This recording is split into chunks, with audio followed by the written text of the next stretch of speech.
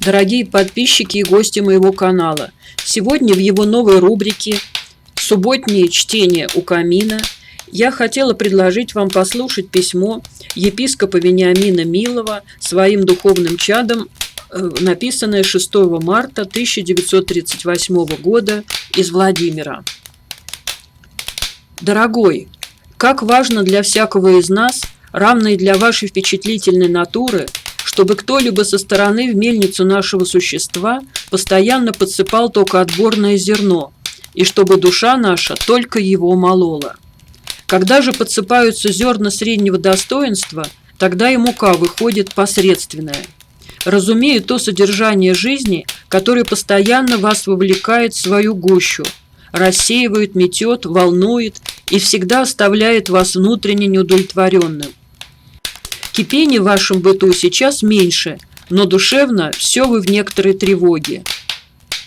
Если бы простоту чьей-либо веры можно было осязательно брать, влагать в чью-нибудь личность и тем последнюю духовно ободрить и вдохновить, то на вас первым и хотелось бы осуществить этот замысел утешения и привлекания к высшим внутренним состояниям в Боге.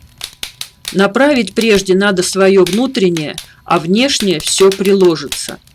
При массе влияний на вас среды и наших влияниях прежней вашей жизни вам нелегко выйти из состояния душевности и земности.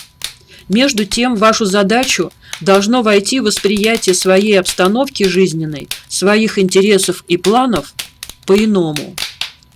Простите, что рискую здесь стать надоедливым напоминателем и тяжеловатым, но к такой форме речи понуждает ваша нужда и желание мое, чтобы вы все-таки еще на земле стали в ощутительное отношение к Богу.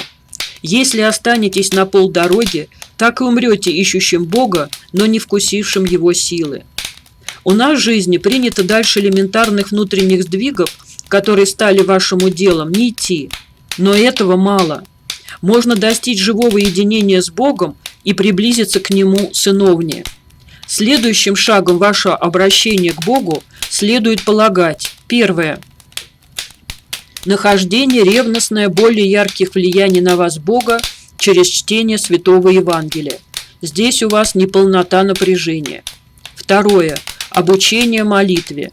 Вы более должны будить себя к обучению молитвенному. Третье – самопознание ежедневное, особенно вечером, для возбуждения в себе духа покаяния. Тут у вас почти полный пробел. Четвертое – построение себе плана борьбы с собой в области греховных расположений. Дайте отчет себе в том, что вас вяжет на земле, против чего вы не можете внутренне восстать. Все таинство искупления человека Спасителем заключается в том, чтобы дать ему возможность освободиться от рабства страстным влечением, телесным и духовным, и вне этой связи умереть. Представьте, что вы умерли и помещены Спасителем в сон святых. Сродни ли будет вашему сердцу та святая среда? Чего вам не достанет против настроения святых? Допустите, что завтра вас не стало на земле, и вы переселены в тот мир. С точки зрения переселенца в Отечество Небесное, оцените свои нужды и потребности, и их восполните. Между тем, Господь для того и оставил вас на земле, чтобы вы успели проявить искренность познания Его воли, сроднение с ней глубиной своей воли, чтобы взыскали господство духа над душой и телом, и от всего существа своего полюбили, имеющееся встретиться с вами в вечности. Когда молитесь, будите более всего сердце и старайтесь так жить, чтобы жизнь не мешала молитве, а наталкивала на нее. Когда чувствуете, что молиться вам не хочется, сделайте вывод: очевидно, неверно живете. В таком случае приведите себе в ясность, что вам мешает молиться, и то всемерно поправляйте. Не жалейте себя в исправлении, иначе от полумер никогда не придете к Богу. В образованном кругу на долг религиозный принято смотреть как на придаток к житейскости, а вы на исполнение его смотрите как на дело первостепенной важности. Из-за работы не печальтесь. Самое важное для вас – сохранить за собой профессорское прикрепление. Остальное предайте волю Божию и не унывайте. Какие бы перипетии грустного характера не возникали на почве преподавания, возможно, поверхностнее вы принимайте. Люди везде непостоянны. Вашей же заботой должно быть одно – вложить душу в преподавание как в дело Божие и Божие послушание, и быть до последнего дня учительства всецело искренним в отношении к студенчеству. Так как теперь не знаешь возможности встречи личной, то хочется всяким письмом пользоваться как средством сказать все самое дорогое и нужное.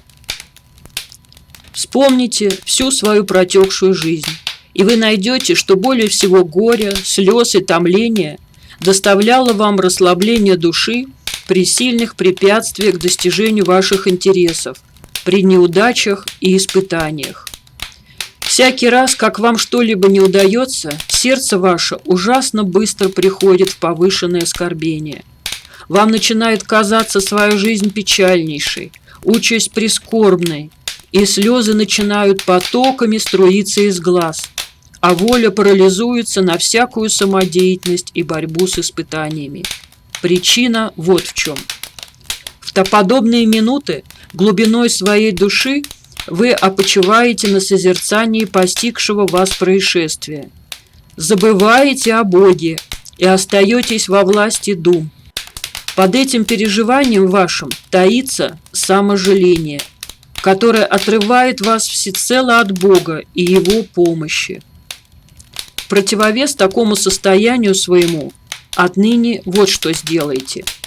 Всякий раз, как что бы то ни было скорбно не посетило вас, укорите себя за саможаление. Едва почувствуете прилив чувств и мысли о своей никчемности и безволии, превратите свои думы в молитву о помощи свыше. Потом, молитвенно разрядивши густоту болезненных чувств, обратитесь к обдумыванию факта и к возможностям его конкретного исправления. Короче, от самоукорения через молитву, порывом воли, устремляйтесь к делу. Трудновато это вначале, а после легче будет побарывать себе переживания тоскливой сиротливости. Опасения ваши за покойное течение семейной вашей жизни понятны. Но и здесь напрягайте все усилия вашей веры к тому, чтобы зреть себя и всех ваших в поле Божия промысла. Ведь вы к Богу прибегаете, стараетесь Его не огорчать, и Он никогда не оставит вас своей защитой. Вне Божие попечения и без беды беду наживешь, а под крылами Божьими находясь и в беде будешь безопасен. Только сознательно бегайте всего огорчающего Бога, и в немощах быстро кайтесь. Тогда покров Божий, имя Божие всесильной стеной оградит вашу семью от всякого зла.